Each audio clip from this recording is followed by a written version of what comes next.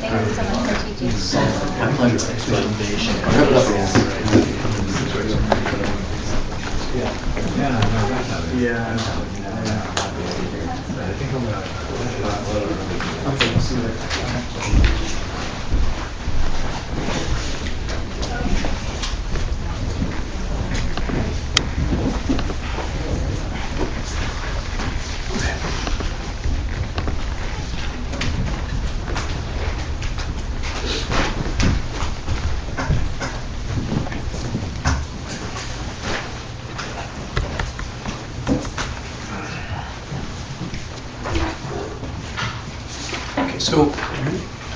So we let.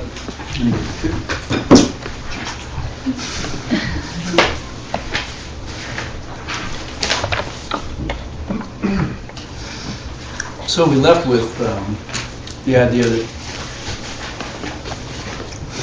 Buddhism is not a justification to be miserable and unhappy, right? Buddhism is not some excuse to perpetuate our unhappiness and our have like a spiritual reason to suffer and be unhappy and be miserable and somehow think that it's okay and we're justified because life is all suffering anyway, right?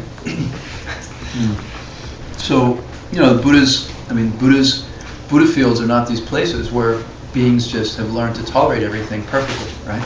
It's not like paradise and enlightenment. The Buddha field is a place where there's some crappy things, and there's some good things, and there's some neutral things, and they're just these beings who can take it all no matter what comes in some kind of spectacular way, it's not what paradise is, right? It's not the goal of Buddhism. That's not what we aspire to. That's not the point of our practice, right?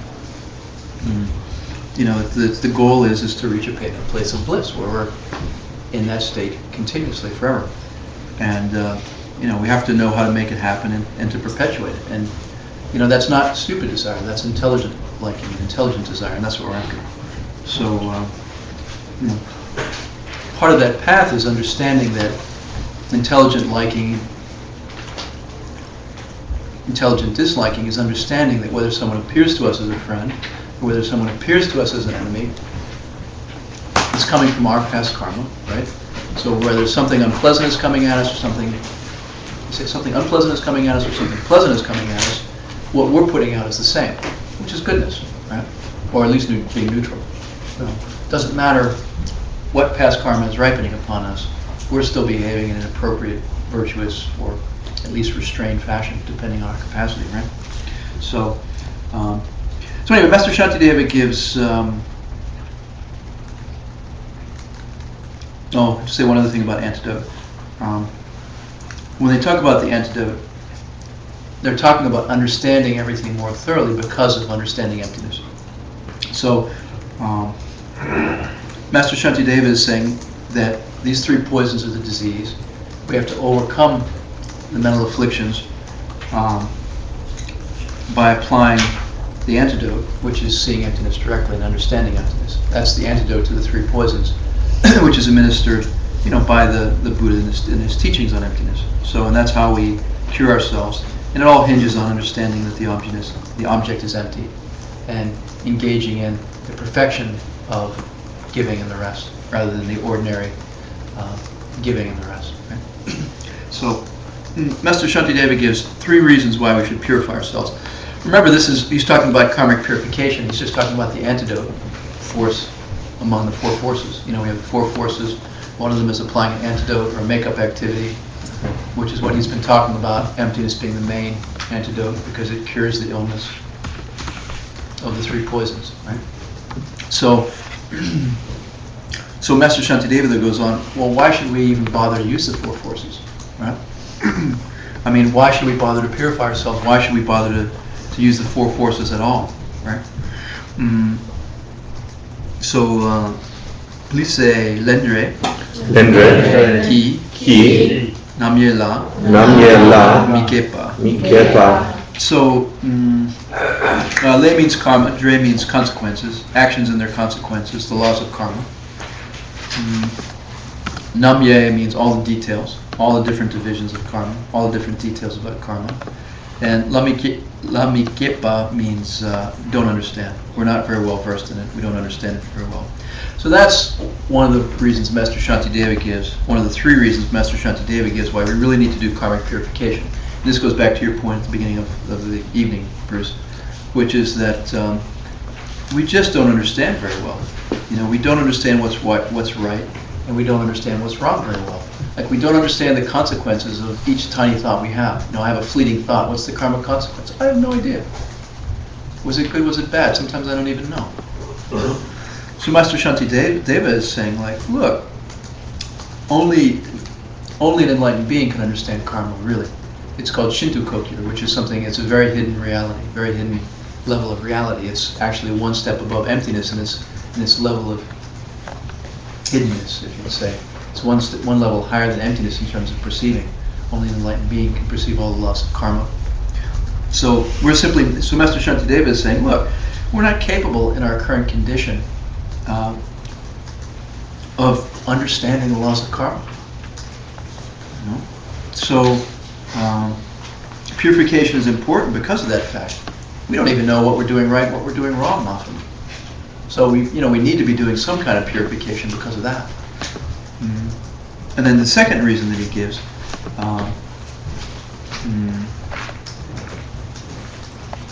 is that we can't control ourselves. Yes, it's true that the laws of karma are very subtle, and they're difficult for us to understand, and we can't perceive it directly. But even when we understand it, even when we know this is right and this is wrong, I know I'm not supposed to lie. I can't control myself sometimes. It's like, I don't want to look bad. If I just tell it this way, tweak it a little bit, I'll look a lot better. And then the mind, that part of the mind takes over. The affliction is like, the ego and all the rest is just like, no, I need to say it this way, not that way. So I look better, right? So I look better, whatever. So even when we know what we're supposed to be doing and not supposed to be doing clearly, we can't control ourselves often. So Master Shantideva says, please say Changse, Shikyang, Dorlen, Sulshindu, Mijepa. So Changse means a bit. Shikyang means you may understand, but. And then Dorlen means do what you should do and not do what you shouldn't do. Things you should take up or not take up, giving things up and taking things up, basically. Sulshindu means in the proper way. So, I know this is my experience. And Michepa, as you don't do. I know this is my experience. It's like, look, he says, we're like people who are 90% blind, Like, even if we can see a little bit, it doesn't help us very much. Even if we understand karma 10%, it doesn't help us very much because we can't do it anyway. And so the implication of number 2 is that we're collecting tremendous negative karma on an ongoing basis. Like, we don't understand karma, we don't understand true causation, and even when we understand it, we can't control ourselves most of the time. We're not able to restrain ourselves, we're not able to do what we're supposed to be doing. So I know that's my experience. I don't want to behave like this. But then, like, the impulse, it's just the habituation is there. The reflex is there. And I behave in a way that I don't want to behave, even when I'm trying not to. So Master Shantideva is saying, look, we can't keep ourselves from doing bad karma even when we're trying. It's the human condition. Sometimes we do, obviously, but his point is often we don't. Our condition is A, we don't understand karma very well. And the little bit we understand, we can't even control ourselves. So we're collecting this negative karma constantly as a result, is his point. And so our mind is collecting this negative karma at an incredible rate, right? So on a moment-to-moment basis, we're collecting huge negative karma, vast amounts, and then purification, we do what, every couple of days? Maybe we do like 5 minutes of karmic purification every couple of days. So Master Shantideva is making the point of like, look, you got to take karmic purification seriously because the collection of negative karma is huge. And just doing a little sort of wimpy karmic purification now and then is not going to do it. It's not going to improve things in a meaningful way. Purification has to be as serious as the collection of the negative karma. Otherwise, the scales, you got the negative karma over here and the virtue over here, and the scales are just going like this. More and more negative karma, and it's not being removed and alleviated. So if we do a little karmic purification in a not very serious way, we're not going to get much result, and our life is not going to change much, and our life is not going to improve much, just because the collection of negativity vastly outweighs the removal of the negativity. And the rate at which it's accumulating is well beyond the rate at which it's being siphoned off, just like a pool, I mean, what would you expect, right? So if that's not happening, if our life is not improving, and if goodness is not coming to us, it's because of this relative rate of negative karmic accumulation versus purification. And you have to address that. You have to, with serious practice and serious karmic purification. So when we start to wear out the old bad karmas at a faster rate, we start to purify the old bad karmas at a faster rate than we accumulate them, then our life begins to noticeably improve. And that is the point of spiritual practice. That is the idea of spiritual practice, right? So, okay. So the last of the reasons that Master Shantideva gives that we should do the four forces, please say Jangsen, Kiewa, Gekchom. So Jangsen is bodhicitta, the wish for enlightenment.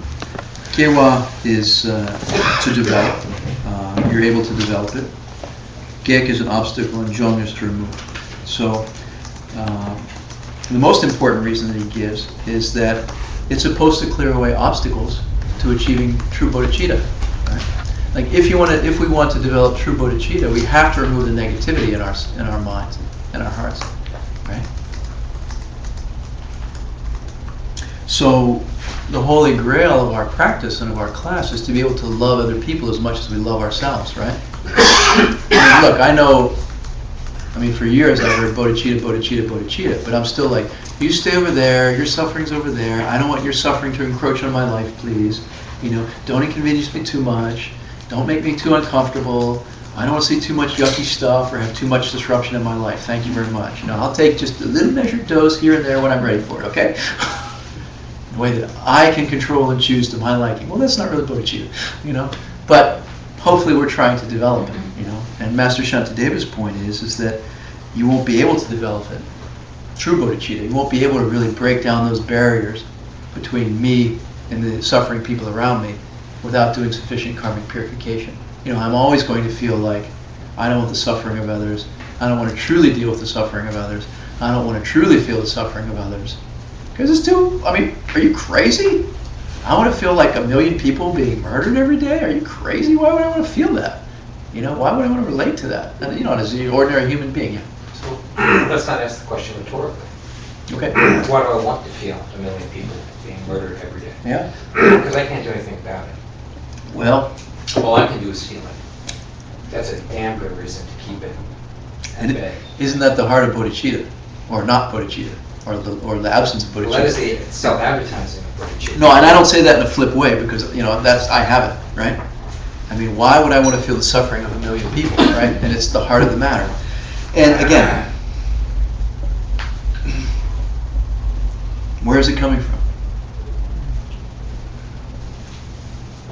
That's why. Right? Because it doesn't exist out there, truly. It's coming from the seeds in my mind, in my heart. The only way to eliminate the suffering of 1 million people, which I'm perceiving, is to deal with it at the source. My karmic seeds, my projections, my imprints, my understanding of karma and emptiness and projection is the reason why. If I truly understand karma and emptiness and projections and the nature of reality, I understand that all of that suffering is a projection of my karmic seeds. And the only way I'm going to clean those karmic seeds is to go into my heart and go into my mind and deal with it there. That's why. But it's a very huge step for a person to take. And that's where we're getting into, true bodhicitta. I mean, it's a huge, huge leap, right? To say, I really believe that the suffering of the world is my projection. It's coming from my karmic seeds that I collected. There is no self-existent suffering world. It is a manifestation of my karmic seeds and my experience and my perception.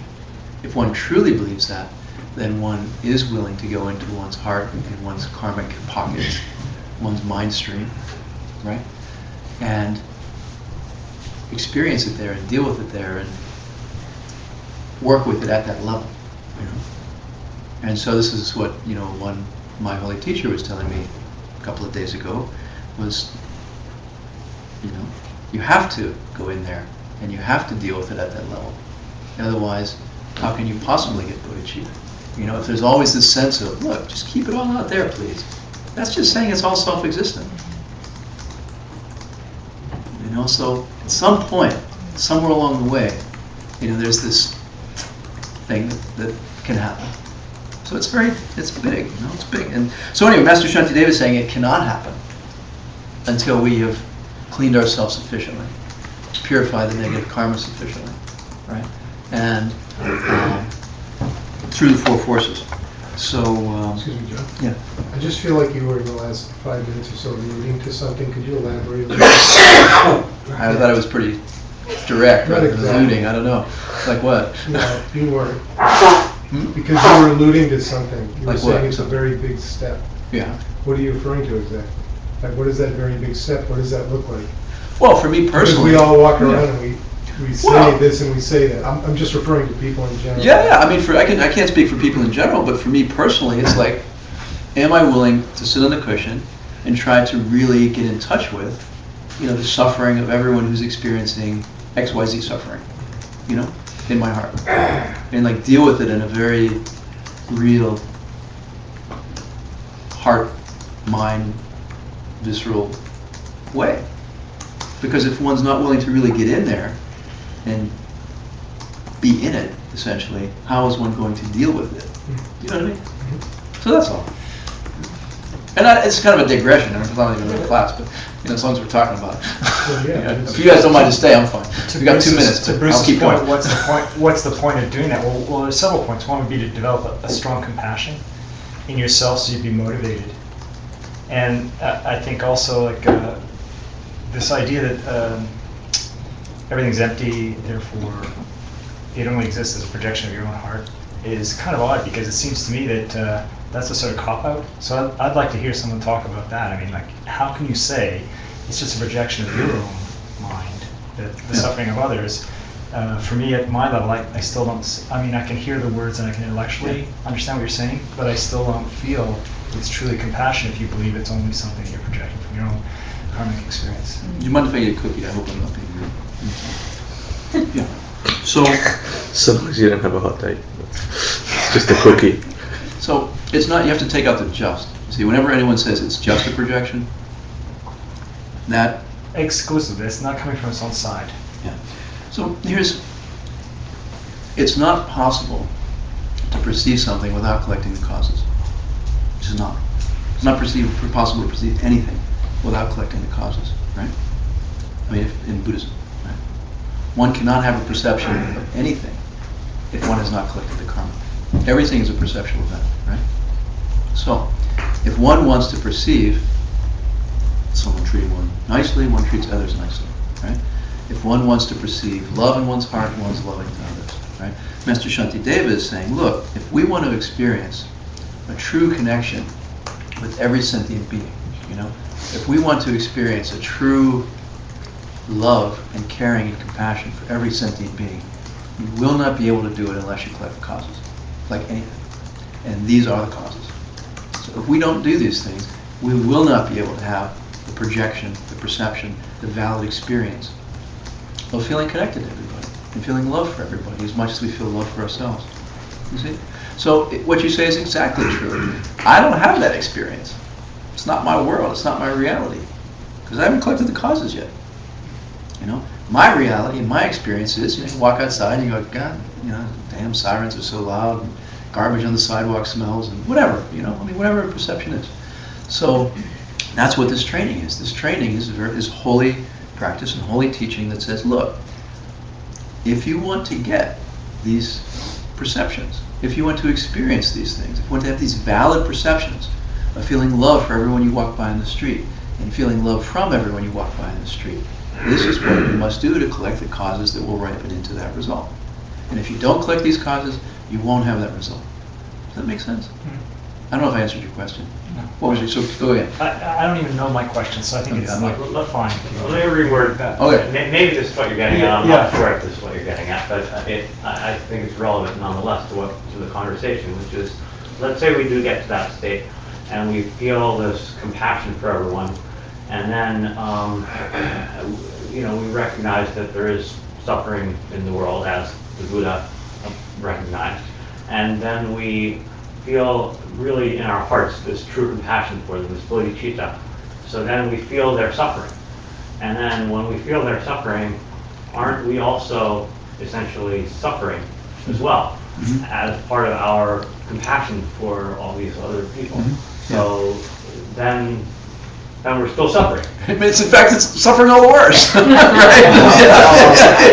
So there's no point in suffering because we're instructed to always act with a joyful mind. We're always act if we have the cure for the suffering. Yeah. But again, or here, if it exists. But again, here's the thing. There's a difference between trying to train ourselves to think a certain way, which we're doing at a causal level. It's like, I'm really trying to make myself think this way to collect karma, which will ripen in the future, right? So that's a certain stage of practice, right? I'm not used to thinking compassionate thoughts about somebody. I'm going to train myself to think compassionate thoughts about somebody because I want to collect that karma, which is going to ripen into the result later. Okay, so no problem, great. But when the karma actually ripens, it's a valid experience, and you're not trying to train yourself in anything. It just is what's going on. You see, that's the point. The point is when it ripens, it's just your reality. You're not trying to make it happen. You're not trying to train yourself. It's just what's going on.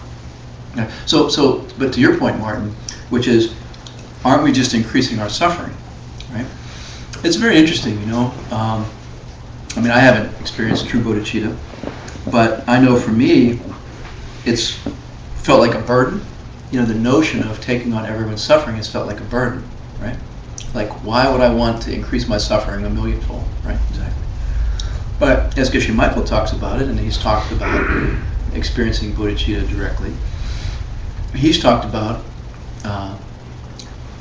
being a bodhisattva and having bodhicitta is this incredible blissful experience. And in fact, having bodhicitta does not increase one's suffering. It's this incredible, sweet, beautiful, loving state where you just have this exquisite feeling going on all the time. So I think we have a fundamental misperception about it. I speak for myself, which is somehow loving others is painful, right? But I would offer this for consideration, okay? Whatever I feel towards someone arises in my mind and is the experience of my mind, okay? Is the content of my mind,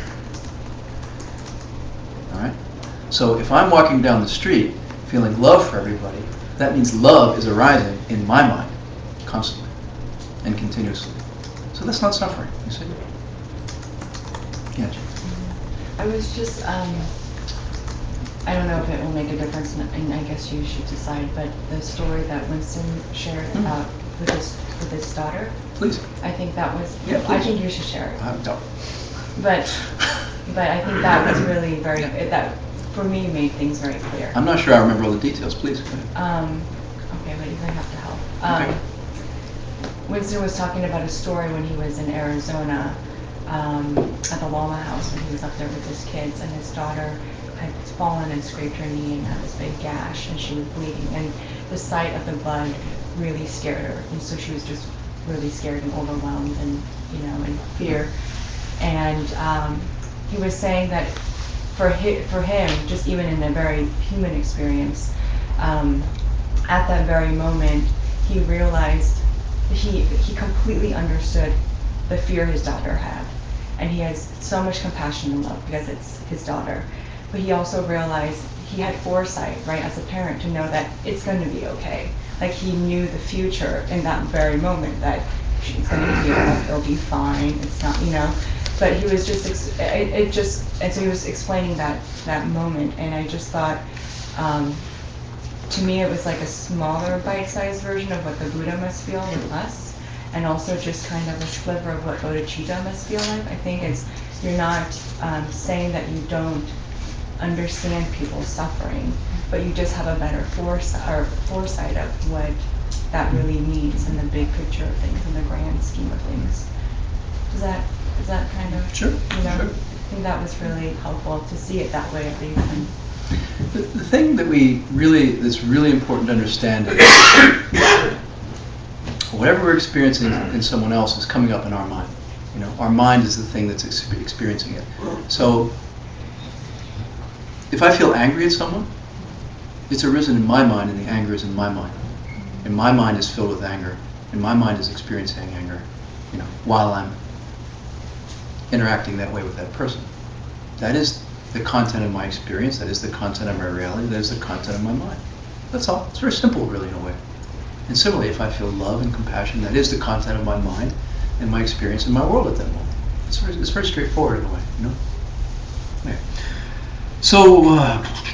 So up to this point now, we've talked about removing obstacles, right, by doing the 4 forces. So we've talked about cleaning up the junk, cleaning out the negativity to be able to get bodhicitta. Now Master Shantideva says, look, you've also got to collect positive energy. You've got to get rid of the negative energy, your negative obstacles, all the negative stuff you're carrying around, and you've got to collect positive energy to attain bodhicitta, to experience bodhicitta. So he said, it's like certain conducive conditions we have to collect to help bodhicitta grow. Certain good things we have to do. And there are 5 of them, so we'll try to go through them quickly. Please say Yiram. Rejoicing. Being happy about the good things that you and other people are doing. Taking some kind of joy and goodness. Right? I mean, it doesn't matter whether you think about the Dalai Lama and the great things he's doing, or all the holy activities of Geshe Michael, or something good that you did, but some kind of happiness, some kind of positive feeling, some kind of positive energy, some kind of positive joy and virtue, right?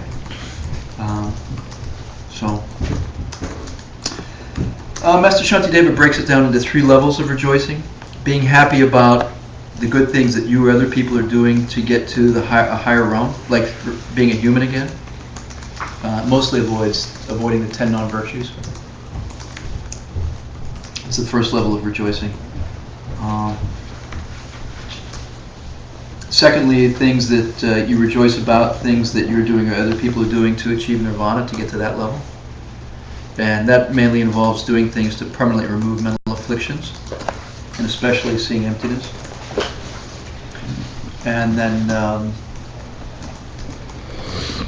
if you hear someone seeing emptiness, then be happy about it, rejoice, feel good about it, right? And I remember I was speaking to someone recently, and she said, I was talking to so-and-so, and she said she saw emptiness a couple of years ago. And I was like, bullshit. All right. I mean, it's not rejoicing, right?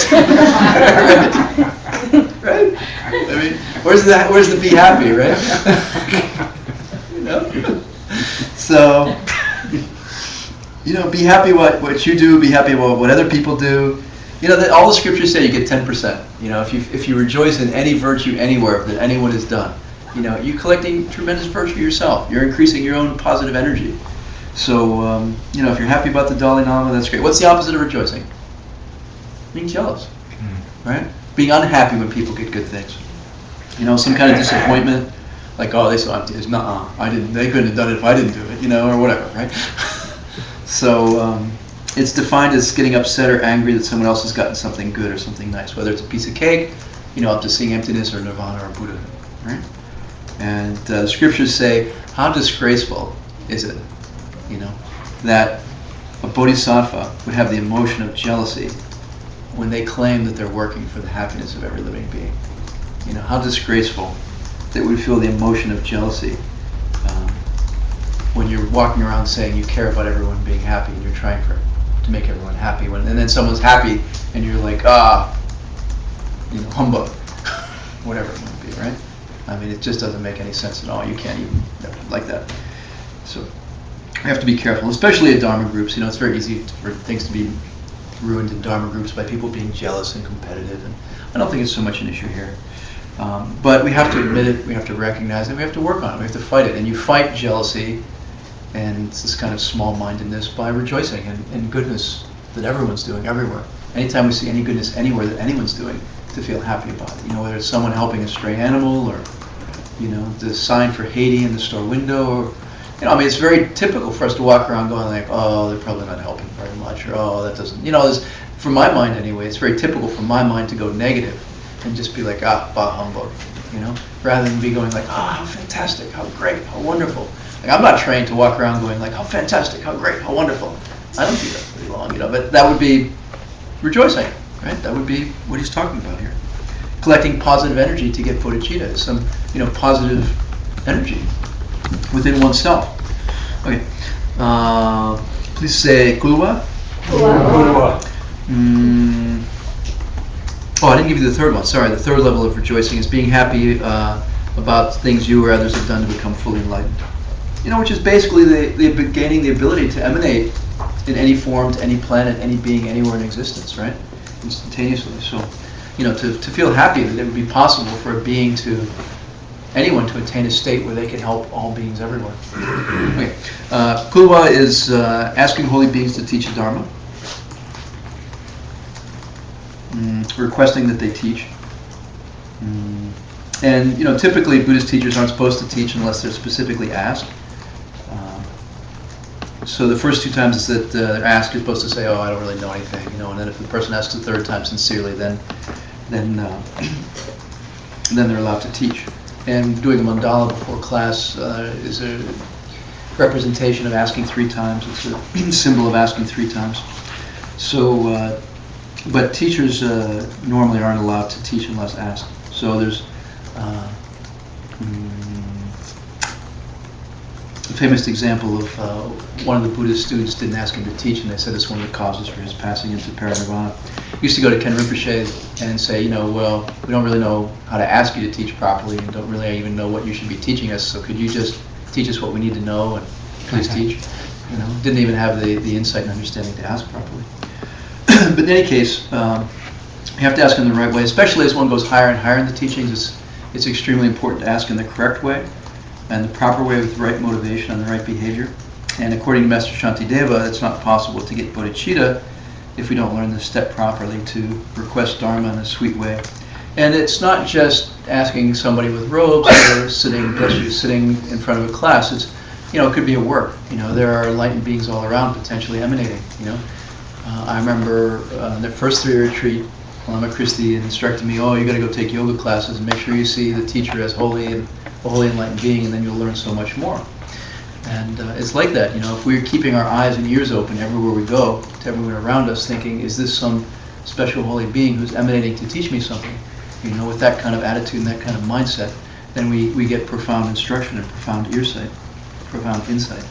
It doesn't matter if it's at the office or wherever, but if we learn to request properly, then the possibility for receiving great teaching is there. And not requesting, then potentially miss out on a lot of great teachings. So the thing that makes a teacher happiest is doing what they teach, right?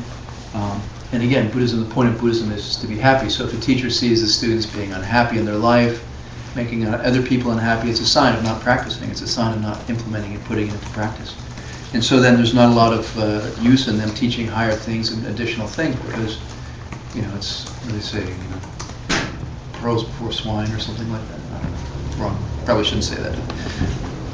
Take it back. You're not swine. They're not pearls. They are pearls, but you're not swine. Never mind. Take 2. But the point is we're supposed to be getting happier. And if we're not getting happier in our life, then something's not working, right? And to learn deeper things, we have to be getting results. It's not possible to progress otherwise. And it's like a litmus test, if we're not becoming a better person, and if we're not becoming cleaner inside and happier inside, then something's not right. And we need to be getting happier and happier. I remember my wife, when she talked to Ken Rinpoche many years ago, and he was just like, don't be Alice in Wonderland. Because she's like, Rinpoche, nothing's working, I'm not happy. And he's like, Alice in Wonderland. You're such an Alice in Wonderland, He's like, look at your mind. Look at your mind 3 years ago. How is your mind compared to 3 years ago? She's like, oh yeah, it's better.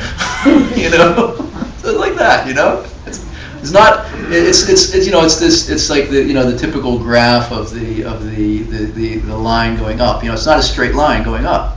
It's this oscillating line going up, right? It is typical of our spiritual evolution and spiritual experience if we're practicing. It's like, we're on an upward slope, but it gets better and it gets worse. It gets better and it gets worse, but it's still an upward slope. And we have to really check in and we have to really pay attention and see where we're at relative to where we were a year ago and 5 years ago and all the rest, Be realistic about it, not just be like, I want every day to be happy. I want to be happy all the time. Not realistic, even from the perspective of purification and karmic seeds and what the other things we talked about, right? Okay. Requesting a teacher to teach.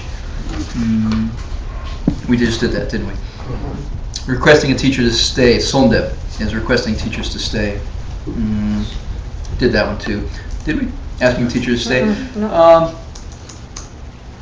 Basically you're asking them not to pass on to nirvana. And now what does that mean? Nirvana is the permanent end of mental afflictions, right? So are we saying, please don't end your mental afflictions? When we ask a teacher to stay, we're saying, please don't put an end to your mental afflictions. Keep your mental afflictions. No, obviously it's not what it sounds like. You're asking them not to die and not to pass on, not to keep their mental afflictions. So that's the meaning of that phrase. How do you have a teacher, right? How does one have a spiritual teacher? Extremely expensive karma. One of the most expensive karmas that there is. It's a projection forced upon us by our karma, right? Having someone teaching holy ideas and holy thoughts is a karmic ripening, a ripening of our personal karma, right? Uses a tremendous amount of virtue to hear the sounds and to see the sights of someone speaking holy words. It takes thousands upon thousands of virtues, to have a minute of that going on. So we're consuming tremendous amounts of good karma by studying spiritual things and having a spiritual teacher and engaging, in these classes, essentially. So Are we planting good karma too while doing Yeah. it? Seems like well, it depends on what our thoughts are, right? If we're sitting there thinking about tonight's dinner and the date and, and did I leave the stove on? And Cookies. cookies, right? Yeah, or hot dates, whatever it might be, For all I know, you guys have been thinking about the hot date the rest of the class since I mentioned it, So, but, this activity burns up karma at a higher rate than almost any activity in the universe. And to maintain a living being speaking Dharma, we've used thousands of powerful good seeds.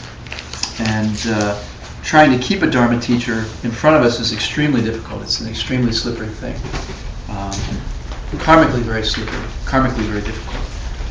And it's extremely rare to have an authentic Dharma teacher in one's life. And the karma every minute is extremely expensive. So the best way to keep them is to ask them to stay. And, just please stay. And even more than saying it is to, in one's heart and one's mind, to sincerely be requesting and to sincerely be thinking that, right? Holy Geshe Michael, please stay, right? Holy teachers, please stay. And, just praying quietly to yourself in that way and mentally in that way. The karma of sincerely wanting them to stay forces it. It causes it. It is karmically caused. One collects the karma which ripens into the result, right? It's very easy after a while to get used to things, right? Winston had that phrase, that psychological phrase. Remember what is some treadmill? Hedonic. The hedonic treadmill. It's a psychological concept, the hedonic treadmill, which is basically that we get used to everything. No matter what it is, we adapt to it and we get used to it and we think it's normal and we don't value it. And it doesn't matter what it is, for better or for worse. And it's the same with spiritual teachers. I remember after 8-10 years of studying with Geshe Michael, it's like, oh yeah, another Dharma class. Oh yeah, I don't really feel like doing homework. Oh yeah, well guess what? Geshe Michael went to Arizona. Geshe Michael travels around the world. Geshe Michael's not around anymore, right? So it's a very, I can speak from personal experience of the need to be very careful about one's thoughts and one's motivation, because it's very easy to say, oh well, not such a big thing. Lo and behold, they go, and then you're stuck teaching.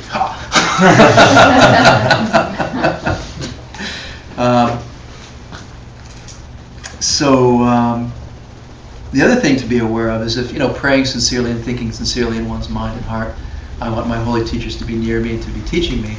The karma may ripen so that you have them, but not in the same form. They may just appear in a different form. Holy Geshe Michael leaves, someone else appears. So then it's like, what form might they be taking? And you have to be open to it. You know, we get attached to this idea of some self-existent thing going on. There's this self-existent Geshe Michael he's the only one to teach me, and he's gonna, yada, yada, yada, and it's all about him, and it's the only way it's gonna happen, right? Well, if an enlightened being is fully enlightened, they can emanate countless forms, male, female, young, old, ordained or not, right? And so we really have to be open to the fact that teachers can emanate and manifest in any form, even could be having multiple teachers. As one progresses in one's spiritual life and one's spiritual path, one could be having multiple teachers appearing in one's life, and not the same one you started with, right? And so it's important to be open to that and to recognize it. But they'll appear in some format if one is collecting the karma, which is basically sincerely wanting it in one's heart, on an ongoing basis. So, and again, it's this balance, the karmic balance. How much am I praying for it versus how much am I consuming? Do I go to class for 3 months and then think, oh, it'd be nice to have a teacher around next week, once, So, what's the karmic balance there? Okay. Noah means to dedicating the virtue, putting it in the bank. Basically you have to have something to put in the bank. First you earn the money, then you put it in the bank. Same thing with good deeds and virtues. The idea is if we don't dedicate them, that they can be consumed with ordinary ripenings and won't be applied to or directed at our enlightenment. So it's dedicating is this sort of saying, I want this good energy to go towards reaching enlightenment. Right? And on the homework it asks for 4 kinds of dedication. There's a general dedication, like we do at the end of class, Gewa D, may all beings become enlightened by this activity. Then there's, Master Shantideva says, there's dedicating your virtues to help sick people, for example. By this act, may sick people no longer be sick, may they be whole. Dedicating to help those who are hungry or thirsty, things like that. And the 4th kind of dedicating is dedicating that everyone can get everything that they want. And then, but how does that work? Can I give everyone a glass of water that needs a glass of water? Master Shantideva says basically that can our prayers help sick people? If we're doing a dedication, can we really help sick people? Does my sitting here in this class and at the end of class saying, by this virtue may all the sick people no longer be sick, does anything change? Didn't seem like it, right? So Master Shantideva says something very interesting. He says the way dedication works is that it's not the way that you would think. If you read the verses of his dedication, he says, may I become the medicine for sick people. May I become the food for the hungry, right? May I become the shelter for the homeless, right? And it's not what you would think. It's that may I become enlightened, because if I'm enlightened, then I can emanate anything, anywhere. An enlightened being, a millisecond after you become enlightened, you have the capacity to emanate anything, anywhere, in any form. You could be emanating as this room, you could be emanating as all the beings in this room, you could be emanating as a dog on the street. It doesn't matter. So Master Shantideva is actually saying, we're dedicating, may I become enlightened, and thereby may I emanate anything and everyone anyone needs, whether it be food. May I emanate as food. May I emanate as medicine. May I emanate as a cure to AIDS. So it's not what you would normally think. It's a very profound thing. So we're putting the virtue, we're trying to do that, and we're dedicating the virtue to that.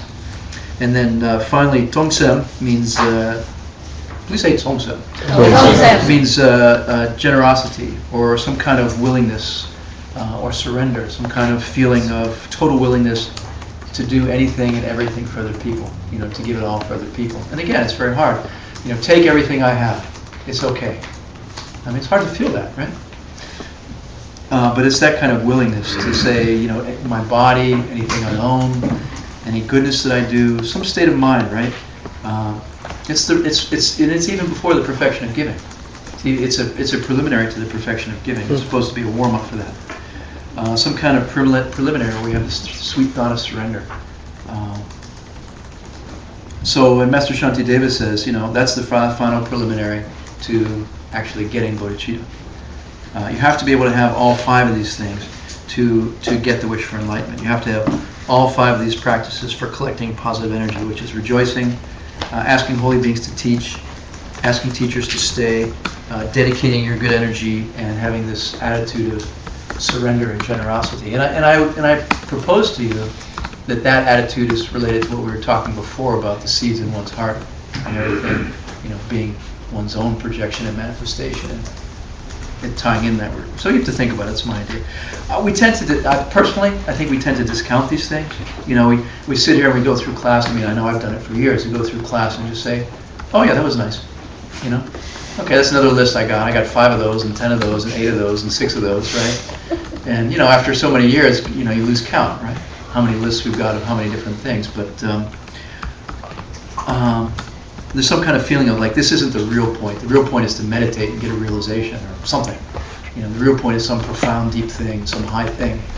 But I would put out there that the successful practitioners are the ones who take this literally. You know, they're the ones who say, look, these are the karmic causes as defined by an enlightened being that will ripen into the realization of bodhicitta. And if I don't collect these specific karmic causes precisely the way that, you know, or basically the way they're described, I'm not collecting the causes and I'm not going to get the result. And I think we very often lose sight of that. I know I do. You know, it's like, I'll do this practice, you know, I'll cherry pick. I'll do this practice and I won't do that practice because I feel like that and I don't feel like this. But then guess what? We don't get the result. So I'd like to propose that we take this much more literally. And it takes a certain amount of discipline to sit down and make a list of what one's going to do every day. You know, here's my things I got to do in order. I'm going to write it out. You know, this is where I am on my spiritual path and my spiritual practice, and I'm going to write out my list of these 5 things I got to do every day, or these, you know, if I want to get bodhicitta, which if that's where we are on our path, then Master Shantideva says, I got to do these things in this order. Let me write it down. Let me make a list for myself and do it every morning. Because if I don't, I'm not going to get anywhere. Nothing's going to happen. So I'll leave you with that. Okay. Sashi Puki Jishin Metoksham Rirauling Shin Yindegam Padi Sangha Shindu Amite Duargi Drokun Namda Shinla Chuparsho Hidam Guru Ratnamandala Kamninyatayami Gawadi Gawakun Sunam Yeshe Sabsakshin Sunam Yeshe Legend Way Rampa Guni Ataparsho. See the holy being at your crown becoming smaller and brighter, orb of light, golden light, melting into your heart, blessing your mind stream. And by the power of this goodness, may we quickly attain bodhicitta. May we quickly purify every negative karmic seed in our mind stream and heart. May we quickly perceive every being in every realm as ultimately pure.